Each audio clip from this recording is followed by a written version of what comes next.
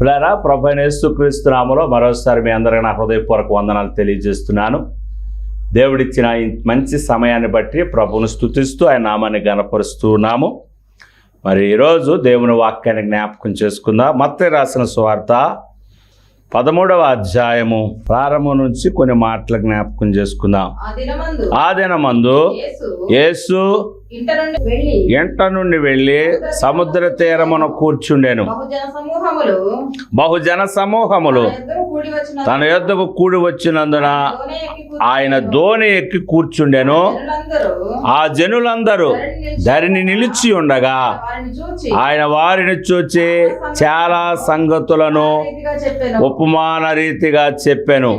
ఎట్లనగా, ఇదిగో విత్తువాడు విత్తుటకు బయలువెడలెను. వాడు విత్తుచుండగా కొన్ని విత్తనములు త్రోవ పక్కన పడెను. పక్షులు వచ్చి వాటిని మృంగివేసెను. కొన్ని చాలా మన్ను లేని రాతి నేలను పడెను. అక్కడ మన్ను లోతుగా లేనందున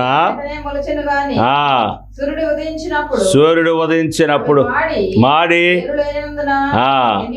ఎండిపోయిన. చిన్న ప్రార్థన చేసుకుందాం.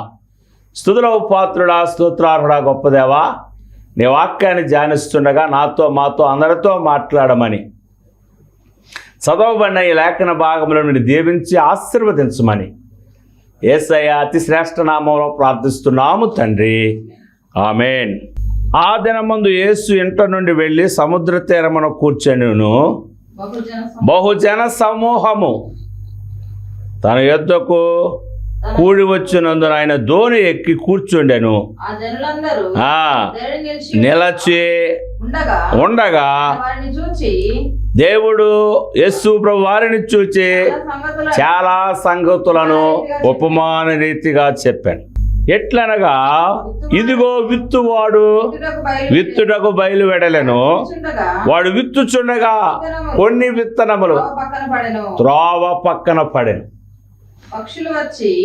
పక్షులు వచ్చి వాటిని మృంగివేశాను. కనుక విత్తువాడు విత్తుచుండగా, ఇక్కడ విత్తనం అనగా దేవుని వాక్యం అన్నారు.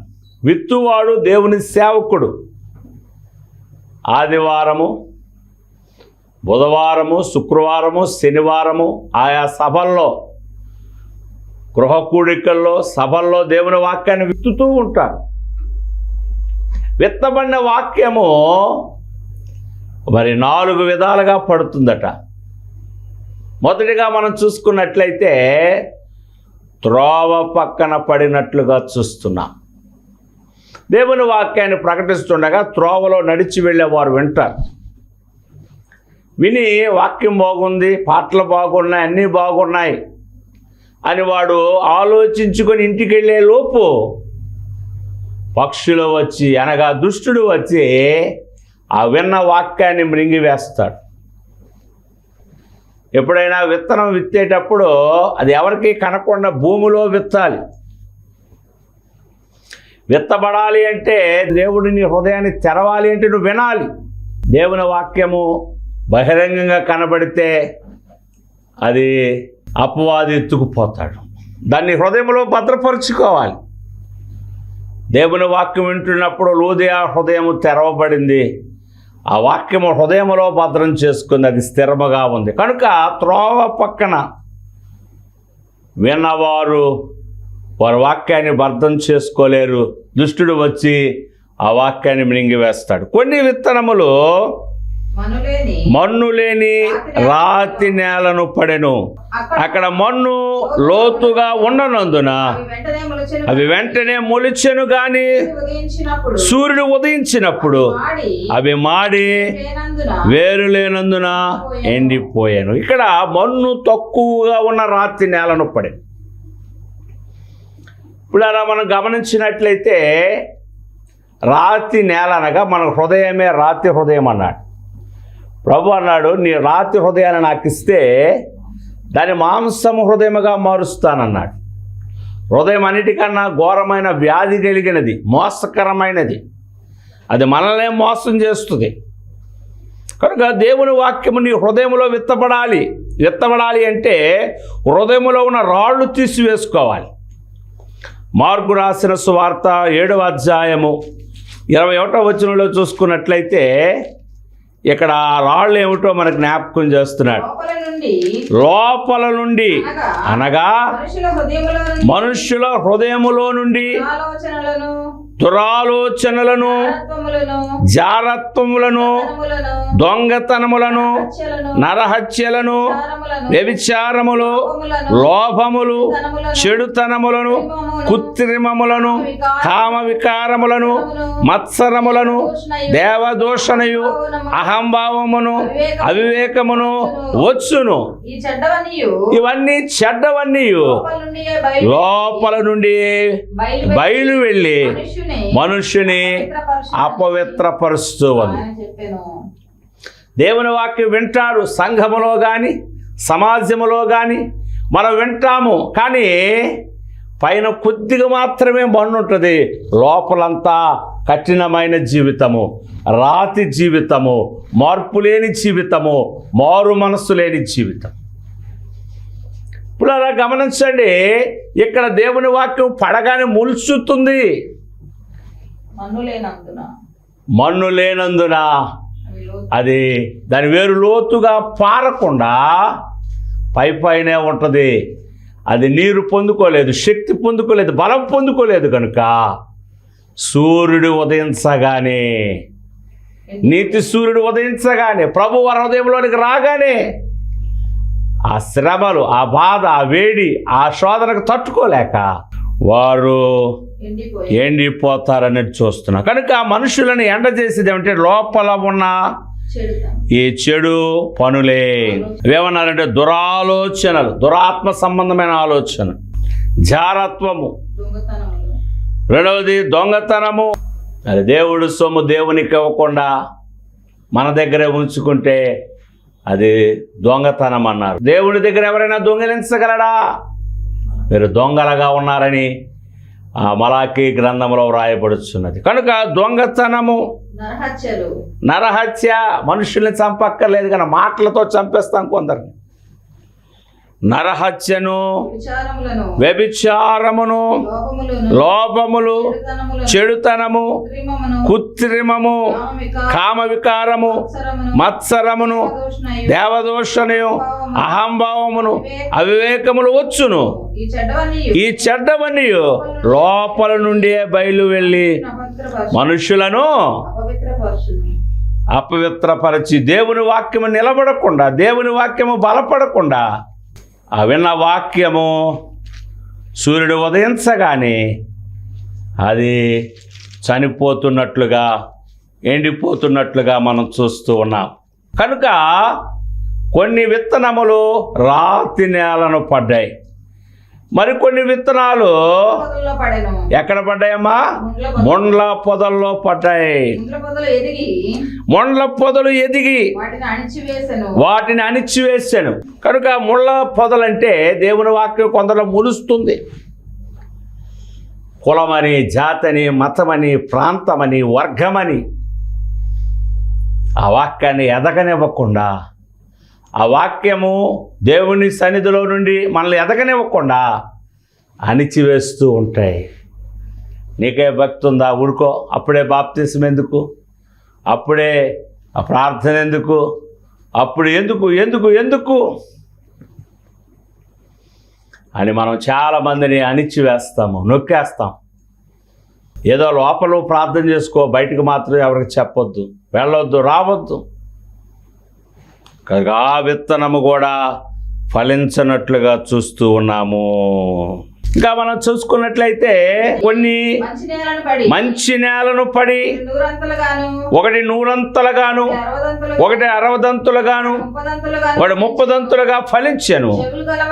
చెవులు గలవాడు వినుగాక. మంచి నేలను పడిన విత్తనం. విడారా, నీ హృదయం మంచిగా దున్నబడినప్పుడు, ఈ లోపల ఉన్న రాళ్ళు తీసివేసుకున్నప్పుడు, దేవుని సన్నిధిలో మనం ఒప్పుకున్నప్పుడు, అతిక్రమములను దాచుకున్నవాడు వర్ధిల్లడు, వాటిని ఒప్పుకొని విడిచిపెట్టువాడు కనికరము పొందునని వాక్యము సెలవిస్తుంది. కనుక మంచి నేలను పడిన విత్తనము అన్నారు. నీ నేల మంచిదై ఉండాలి, నీ హృదయం మంచిదై ఉండాలి, మంచిది కావాలంటే ప్రభువును తెలుసుకోవాలి. ఆయన తన రక్తములో నిన్ను కడుగుతాడు, అగ్నితో కాల్చివేస్తాడు, మనలో ఉన్న చెడుగును తీసివేసి మన పరిశుద్ధులుగాను నీతిమంతులుగాను మార్చగలిగే దేవుడు ఆయన. కనుక మంచి నేలను పడిన విత్తనము దేవుని వాక్యము, అది నీ జీవితాలను నా జీవితాలను మార్చగలిగేది, ఆశీర్వదించగలిగేది, దీవించగలిగేది, అభివృద్ధిలోనికి తీసుకొచ్చేది. నువ్వు ఫలించాలి, అభివృద్ధి చెందాలన్నది దేవుని కోరిక. మనం ఫలించాలి, మంచిగా ఫలించాలి, ఫలభరితమైన జీవితాన్ని కలిగి ఉండాలి. ఇవాళ బైబిల్లో కొన్ని ఫలాలు ఉన్నాయి, ఫలించాలి. ఏమిటా ఫలాలు? మనం కనిపించిన బైబిల్లో కొన్ని ఫలాలు ఉన్నాయి, అవి బైబిల్ సంబంధమైనవి. కొన్ని తినే ఫలాలు ఉన్నాయి. మనం తినే ఫలాలు నేను చెప్తాను వినండి. దానిమ్మ ఫలము, సీతాఫలము, కమలా ఫలము, ఈ ఫలాలన్నీ తినేవి. బైబిల్లో కొన్ని ఫలాలు ఉన్నాయి. ఆత్మ ఫలము చూద్దాం. గలతీయులకు రాసిన పత్రిక 5వ అధ్యాయము 22వ వచనం చదువుకుందాం. అయితే ఆత్మ ఫలమేమనగా ప్రేమ, సంతోషము, సమాధానము, దీర్ఘశాంతము, దయాళత్వము, మంచితనము, విశ్వాసము, సాత్వికము, ఆశ. కనుక ఆత్మ ఫలములు కాదు, ఇది ఆత్మ ఫలమేమనగా ఇందులో 9 గుణాలు ఉన్నాయి. ఈ 9 గుణాలను పెద్దలు 3 భాగాలు, 3 3 9. మొదటి 9 నీలో నాలో ఉండాలి. ఏముండాలి? ప్రేమ, సంతోషము, సమాధానము నీలో నాలో ఉండాలి. మరి 3 దీర్ఘశాంతము, దయాళత్వము, మంచితనము ఇతరుల ఎడల మనము చూపించాలి. విశ్వాసము, సాత్వికము, ఆశా నిగ్రహము మనము దేవుని ఎడల కనపరచాలి. ఈ 9 గుణములు నీలో నాలో ఉన్నట్లయితే మనలో ఆత్మఫలము ఉన్నట్లే. రెండవ ఫలము మనం చూసుకున్నట్లయితే ఎఫెసీయులకు రాసిన పత్రిక 5వ అధ్యాయము 9వ వచనం చదువుకుందాం. వెలుగు ఫలము సమస్త విధములైన మంచితనము, సత్యమును వాటిలో కనబడు. ఇక్కడ ఫలం కనబడుతుంది. వెలుగు ఫలము సమస్త విధములైన. ఇంతకుముందు నేను ఆల్రెడీ చెప్పిన మాటే, ఇంటికి దీపము ఇల్లాలు, లోకమునకు దీపము దేవుడు. దేవుడు లోకమునకు దీపముగా ఉన్నాడు అంటే కారణము ఆయన సమస్త విధములమైన మంచితనము. ఆయన అందరికీ మంచే. ఆయన కొట్టిన వారిని, తిట్టిన వారిని కూడా ప్రేమించిన దేవుడు. ఆయన సమస్త విధములైన మంచితనము దేవుడిలో ఉంది కనుక, నీతి ఆయనలో ఉన్నది కనుక, సత్యం ఆయనలో ఉన్నది కనుక ఆయన లోకమునకు వెలుగై ఉన్నాడు. ఇది ఒక ఫలం అన్నారు, వెలుగు ఫలము. ఈ ఫలము మనం ఫలించాలని వాక్యము సెలవిస్తున్నది. పిల్లరా, 127వ దావీదు కీర్తనలో ఓ మాట జ్ఞాపకం చేస్తున్న 127వ దావీదు కీర్తనలో ఇక్కడ ఒక ఫలమును గురించి జ్ఞాపకం చేస్తున్నాడు. 3వ వచనము, కుమారులు యెహోవా అనుగ్రహించు స్వాస్యము, గర్భఫలము ఆయన ఇచ్చు బహుమానమే. యవన కాలమందు పుట్టిన కుమారులు బలవంతుని చేతిలో బాణముల వంటి వారు. వారితో తన అమ్ములు పొది నింపుకున్నవాడు ధన్యుడు. అట్టివాడు సిగ్గుపడక గుమ్మములో తమ విరోధులతో వాదించెదరు. కుమారులు యెహోవా అనుగ్రహించు స్వాస్యము, గర్భఫలము, ఆత్మఫలము, వెలుగు ఫలము, గర్భఫలము యెహోవా ఇచ్చు బహుమానమే. పెళ్ళై సంవత్సరమైనా కా పిల్లలు లేరండి, మేము ఫలించలేదండి అనే మాటను చాలామంది జ్ఞాపకం చేస్తున్నారు. అది మనం ఫలించాలి అంటే ఏం చేయాలి? 128వ కీర్తన ప్రారంభంలో చూసుకుందాం. యెహోవా యందు భయభక్తుల కలిగి ఆయన త్రోవలందు నడుచు వారందరూ ధన్యులు. నిశ్చయముగా నీ చేతుల కష్టం అనుభవిస్తావు. నీవు ధన్యుడవు, నీకు మేలు కలుగును. నీలోగిట నీ భార్య ఫలించు ద్రాక్ష చెట్టు వలె. ఇలా మనం ఫలించాలి అంటే, అభివృద్ధి చెందాలి అంటే యెహోవా యందు భయభక్తులు కలిగి ఉండాలి. యెహోవా యందు భయభక్తులు కలిగి ఉండుటే జ్ఞానమునకు మూలమన్నారు. కనుక ఇక్కడ మనం గమనించినట్లయితే యెహోవా యందు భయభక్తులు గలవారు ఎలాగో ఆశీర్వదించబడతారు. నీలోగిట నీ భార్య ఫలించు ద్రాక్ష చెట్టు వలె ఉంటుంది. ఒకవేళ నువ్వు ఫలభరితమైన జీవితాన్ని కలిగి లేవంటే బహుశా నేను యెహోవా యందు భయభక్తులు కలిగి లేమేమో. ఒకసారి పరిశీలన చేసుకుందాం, పరీక్షించుకుందాం. దేవుని వాక్యాన్ని చదువుతున్నాం, దేవుని వాక్యాన్ని వింటున్నాం, వాక్యానుసారంగా జీవిస్తున్నాం అనుకుంటున్నాము. కానీ ఫలభరితమైన జీవితం ఒకవేళ లేకపోతే మనము దేవుని యందు భయభక్తులు కలిగి లేమని వాక్యము సెలవిస్తూ ఉన్నది. కనుక ఏ గర్భఫలము యెహోవా ఇచ్చు బహుమానమే. హెబ్రీయులకు రాసిన పత్రికలో ఇక్కడ ఇంకొక ఫలాన్ని గురించి మనం జ్ఞాపకం చేసుకుందాం. హెబ్రీయులకు రాసిన పత్రికలో 12వ అధ్యాయం 7వ వచనములో ఇక్కడ ఒక ఫలం మనకు కనబడుతూ ఉంది. శిక్షా ఫలము పొందుటకై మీరు సహించుచున్నారు. దేవుడు కుమారులుగా మిమ్మల్ని చూచుచున్నాడు. తండ్రి శిక్షింపని కుమారుడెవరు? కుమారులైన వారందరూ శిక్షలో పాలు పొందుచున్నారు. పొందని ఎడల దుర్జనులే గాని కుమారులు కారు.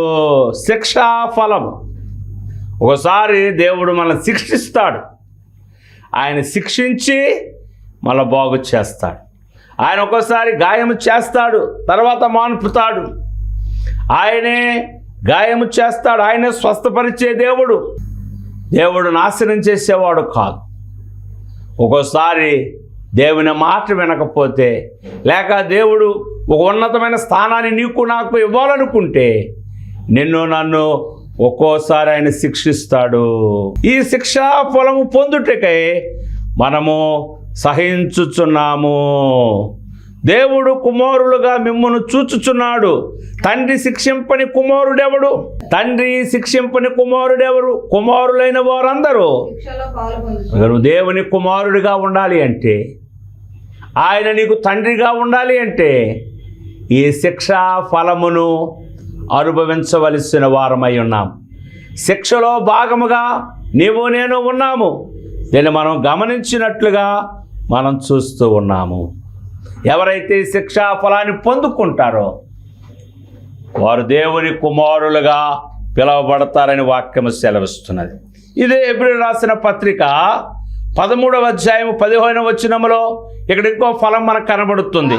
కాబట్టి ఆయన ద్వారా మనము దేవునికి ఎల్లప్పుడూ స్తుతి యాగము చేదము, అనగా ఆయన నామమును ఒప్పుకొనుచు జవహా ఫలాన్ని అర్పించుదాం. ఇక్కడ ఒక ఫలం కనబడుతుంది. ఏమిటా ఫలం అంటే జవహా ఫలము.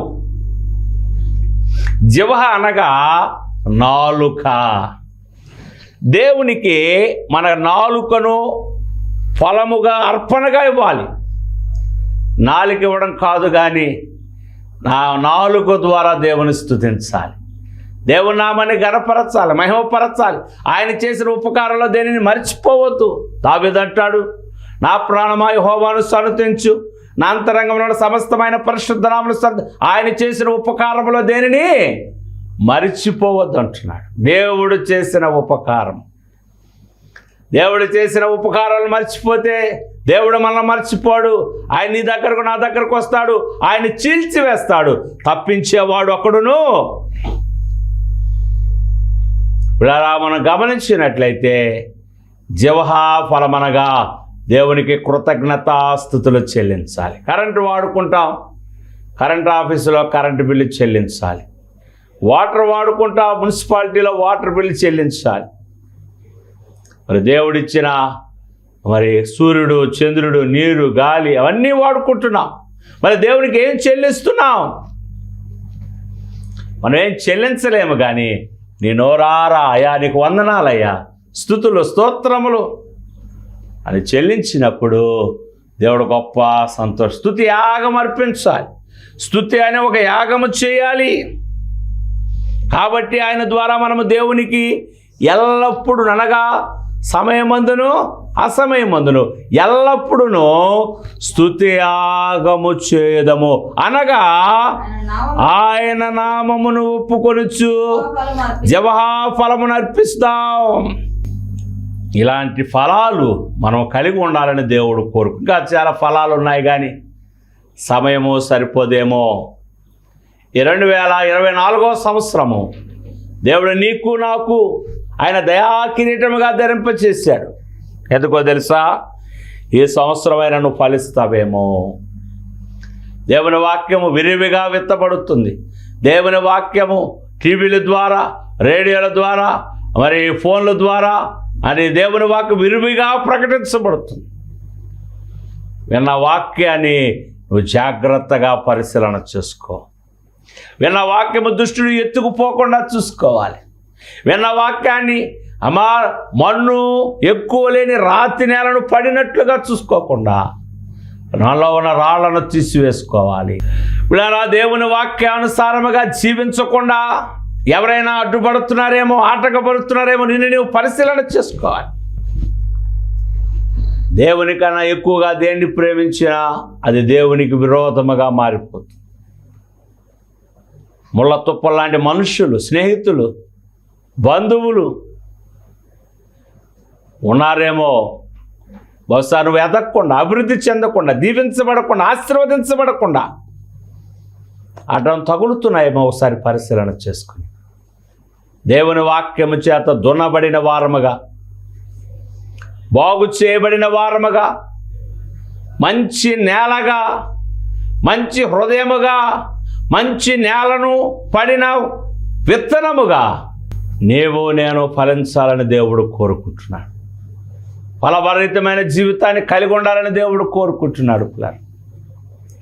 అందుకే ఆయుష్ ఇచ్చాడు, ఆరోగ్యం ఇచ్చాడు, ఆశీర్వాదాన్ని కూడా ఇస్తూ ఉన్నాడు. కనుక విత్తుతున్న దేవుని సేవకులు దేవుని వాక్యాన్ని విత్తుతున్నారు. ఆ వాక్యాన్ని మనం జాగ్రత్తగా పరిశీలించవలసిన వారముగా ఉన్నాము. ప్రభు త్వరగా రాబోతున్నాడు. కోత విస్తారముగా ఉంది. మనకు ముందుగా అపోస్తులు, వారికి ముందుగా పోప్పులు, వారికి ముందుగా దేవుని సేవకులు దేవుని వాక్యాన్ని విత్తుతూనే ఉన్నారు. ఈరోజు కూడా విత్తుతున్నారు. విత్తబడిన వాక్యము మరి నీరు కట్టి ఫలించాలని దేవుడు కోరుకుంటున్నాడు. కనుక పులారా గమనించుదా, మరి ప్రభు వస్తున్న చివరి రోజుల్లో ఉన్నాం, ఆఖరి రోజుల్లో ఉన్నాం. ప్రభు త్వరగా వస్తూ ఉన్నాడు. ఈ సందర్భాల్లో దేవుని మాటలను మనం జ్ఞాపకం చేసుకోవాలి. చూడండి, యాకోబు రాసిన పత్రిక 3వ అధ్యాయము 18వ వచనం ఇంకో మాట జ్ఞాపకం చేస్తున్నాడు. ఇక్కడ నీతి ఫలము సమాధానము చేయువారికి సమాధానమందు విత్తబడు. నీతి ఫలము. అలాగే ప్రవక్తను ప్రేమించువాడు ప్రవక్త ఫలము పొందుతాడని వాక్యము సెలవిస్తుంది. ఎవరైతే దేవుని సేవకులు ప్రేమిస్తారు, ఎవరైతే దేవుని సేవకులు సన్మానిస్తారో, గౌరవిస్తారో, వారు ప్రవక్త ఫలాన్ని పొందుకుంటారు. పిల్లరా, ఈ ఫలాలు మనం పొంది ఉండాలని, 2020 సంవత్సరం ఫలించాలని దేవుడు కోరుకుంటున్నాడు. ఒకవేళ నేను ఫలించడానికి ఇష్టపడకపోతే, ఫలభరితమైన జీవితాన్ని పొందకపోతే దేవుడు కఠినమైన మాటను జ్ఞాపకం చేస్తున్నాడు. చూడండి, మత్తయి రాసిన సువార్త 3వ అధ్యాయము 10వ వచనంలో చూసుకున్నట్లయితే ఇక్కడ చక్కని మాటను జ్ఞాపకం చేస్తున్నాడు. వారు ఇప్పుడే పిల్లరా గమనించండి, ప్రభు చెబుతున్న మాట, ఇప్పుడే గొడ్డలి చెట్లు వేరన ఉంచబడి ఉన్నది కనుక మంచి ఫలమును ఫలించని ప్రతి చెట్టు నరకబడి అగ్నిలో వేయబడును. ఇప్పుడే గొడ్డలి చెట్లు వేరన ఉంచబడింది. గొడ్డలు అనగా మరణము, చెట్టు అనగా నీవు నేను. మంచి ఫలములు ఫలించకపోతే నరకబడి అగ్నిలో పడవేయబడతాం. కనుక మంచి ఫలములు ఫలించాలి. ఇంకో మాట అన్నాడు, మారు మనస్సునకు తగిన ఫలములు. 7వ వచనం చదవండి. అతడు పరిసయ్యులలోను చూచి, ఓ సర్ప సంతానమా, బుద్ధి చెప్పువాడెవడు? మారు మనస్సునకు తగిన ఫలములు ఫలించుడి అని దేవుడు జ్ఞాపకం చేస్తున్నాడు. కనుక ఈ 2024వ సంవత్సరము ఈ యొక్క 6వ నెలలో ఫలభరితమైన జీవితం కలిగి ఉండాలని, ఇప్పుడు మంచి విత్తనాలు వేసే సమయం ఇది. వేసిన విత్తనము ఫలించాలని, వర్షాలు మెండుగా పడాలని రైతు ఏ విధంగా అయితే కోరుకుంటాడో, దేవుని వాక్యాన్ని విత్తుతున్న సేవకులమైన మేము కూడా విన్న మీరు ఫలించి అభివృద్ధి చెందాలని కోరుతున్నా. కనుక విత్తువాడు సేవకుడు, విత్తనము దేవుని వాక్యము. విత్తుబడుతున్న ఈ వాక్యము మీ హృదయంలో పడి 30దంతలుగా 60దంతలుగా 100ంతలుగా ఫలించే భాగ్యము దేవుడు మనకు అనుగ్రహించునుగాక. ఆమేన్. ఈ కార్యక్రమానికి మాకు అత్యంత ప్రియులు మరి భవానీపురంలో మరి పరిచర్య చేస్తున్నప్పుడు మరి మాకు తెలిసిన మరి నారాయణ గారు, మరి క్రైస్తవ పేరు జోసఫ్ గారు, వారి సతీమణి బేబమ్మ గారు ఈ కార్యక్రమాన్ని స్పాన్సర్ చేశారు. దేవుడు వారిని, వారి కుటుంబాన్ని దీవించునుగాక. వాక్యం విన్న మిమ్మల్ని దేవుడు దీవించునుగాక. ఆమేన్. తల వంచినట్లయితే ప్రార్థన చేసుకుందాం. స్తుతిలో పాత్రుడా, స్తోత్రార్హుడా, గొప్ప దేవా, ఆశ్చర్యకరుడు, ఆలోచనకర్త, బలవంతుడైన ప్రభువా నీకు వందనాలు. అయ్యా, నువ్వు ఉపమాన రీతిగా వారికి చెప్పిన మాటలు మేము జ్ఞాపకం చేసుకున్నావు. విత్తువాడు విత్తుచుండగా కొన్ని విత్తనములు రోడ్డు పక్కన పడ్డాయని, మరికొన్ని విత్తనాలు మన్ను లేని రాతి నేల పడ్డాయని, మరికొన్ని విత్తనాలు అయ్యా ముళ్ళ పొదల్లో పడ్డాయి, మరికొన్ని విత్తనాలు మంచి నేలను పడి 30దంతలు 60దంతలు 100ంతలు ఫలించినట్లుగా చదువుకున్నాం. అటువంటి ఫలభరితమైన జీవితము మాకు దయచేయమని యేసయ్య శ్రేష్ఠ నామములో ప్రార్థిస్తున్నాము తండ్రి. ఆమేన్. మన ప్రభువైన యేసుక్రీస్తు కృప, దేవుని సహాయము, పరిశుద్ధాత్మ తోడు మనందరికి తోడుగా ఉండి నడిపించునుగాక. మరణాత. దేవుడు మిమ్మల్ని అందరినీ దీవించునుగాక. ఆమేన్.